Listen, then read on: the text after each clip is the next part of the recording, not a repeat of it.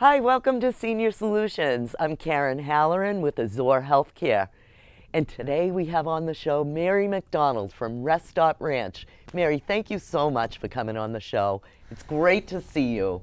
Thanks for having me, Karen. It's great to be here. So why don't we just jump right in and you can tell us, what is Rest Stop Ranch? Well, Rest Stop Ranch is a metaphor for caregivers needing to rest and stop in the midst of caregiving. We are a small nonprofit in Topsfield, just north of Danvers. Great. What about your founder's story? How did you get started? What is behind Rest Stop Ranch? Well, Karen, I was saying to myself when I was a caregiver, Mary, stop, rest. And because I have a master's in ministry, I had a lot of background in meditation and spirituality, and I just knew that if I was stressed out during caregiving, I just had to stop, rest, breathe, maybe remove myself from the caregiving situation, and then I would be refreshed and to come back to the caregiving situation. And that's what we hope to offer at Rest Stop Ranch, a break that's refreshing, that's restorative, for both caregiver and care receiver. And then they're in a different frame of mind to go back to their home, to the doctor's office, wherever their journey takes them. This is so great. It is great. I mean, we hear about caregiver burnout. It's wonderful for people to have somewhere to go, even, with their loved one. It's something they can do together, a meaningful activity. Now, you had mentioned respite with the Rest Stop. What is respite? Well, respite is a short break. It can be a short break through the long-term caregiving journey. And they might want to build in many short breaks. And that's why we offer a bunch of different programs so that people can choose to come this afternoon to an open garden. We have once a month memory cafe program.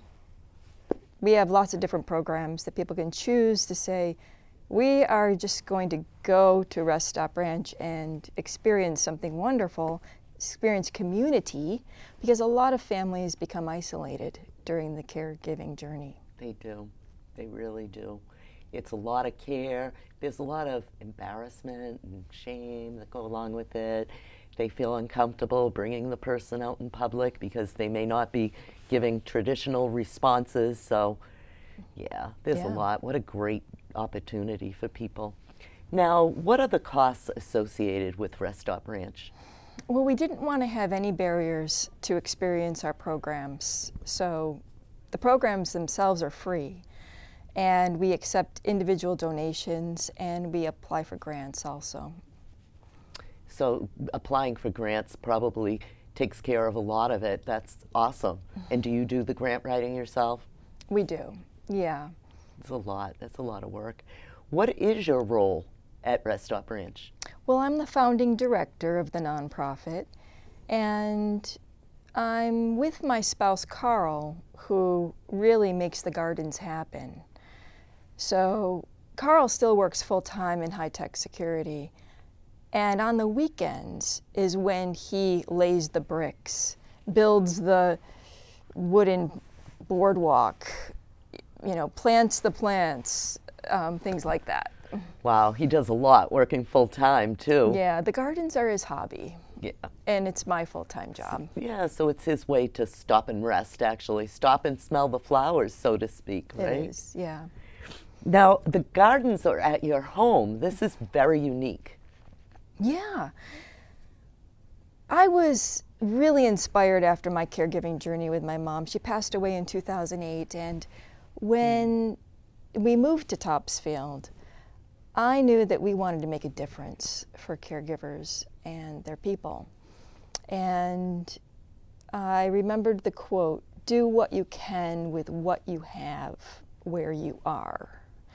And we had a 4-acre property, and we still do, in Topsfield, and we just decided we were going to transform the property into a wheelchair accessible sanctuary for people to come away from the nursing facility, the assisted living, the home care, the doctor's visits, to have a place that's separate, that's restorative, that's a sanctuary, that's private.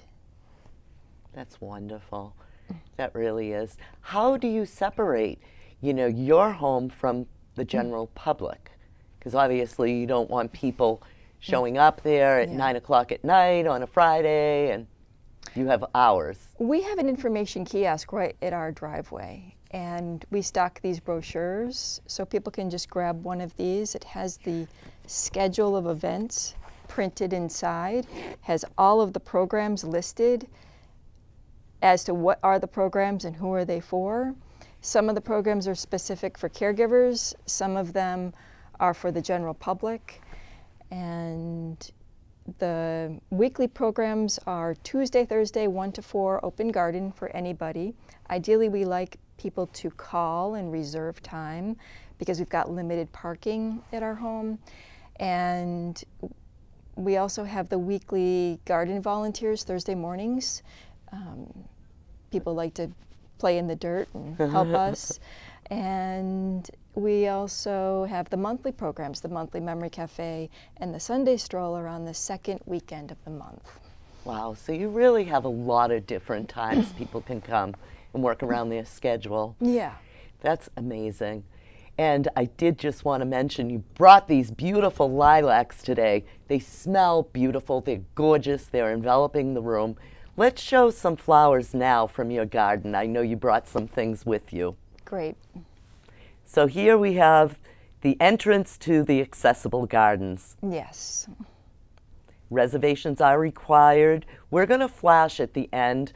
Mary will tell you what her contact information. Will flash it at the end. Gorgeous, Mary. Yeah, this was this morning. Oh, wow. Yeah.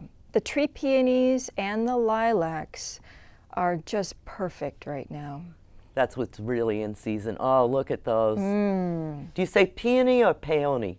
Well, we say peony. Okay. Yeah. Either one is correct. The tree peonies bloom before the herbaceous, which is what most folks have. Most folks have the herbaceous, which are wonderful. Gorgeous. My favorite color. So, Mary, if somebody wants to get in touch with you, they want to volunteer, they want to come up, hear more, how would they get in touch with you? Well, my phone number, we also have on the website volunteer application. Oh, great. And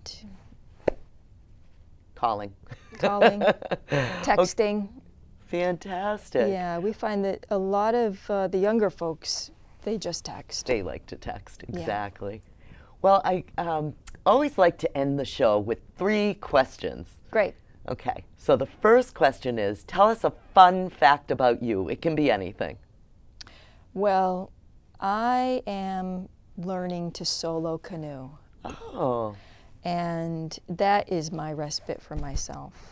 Isn't that fantastic? Getting into my canoe with my puppy and paddling in flat water.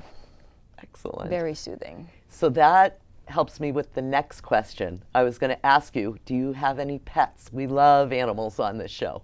I say my puppy, but she is a 12-year-old yellow lab. Wow. Yeah. What's her name? Miss Honey. Miss Honey. I love it. Yes. And then the final question is, are you going to be traveling? Do you have any travel plans, for the summer? We have travel plans in a couple of weeks. We're going to fly to Minnesota for the International Lilac Society Convention. Wow. And it'll be our second year attending that convention to really learn more about lilacs, look at some other collections in our country. Mm-hmm. We just learned that we are among one of the collections that has a lot of lilacs in our country. Right. We have 100 lilac plants. Wow. And 50 of them are wheelchair accessible. Isn't that fantastic? Yeah. Love it. Well, I just want to thank you for coming on the show and everything you do for the community and the caregivers out there. You are just a special person. Thank you. Thank you for coming on the show. And I'd like to thank all the viewers for coming on the show. Please make sure you see Mary's information at the end of the show. And until next time, have a great day.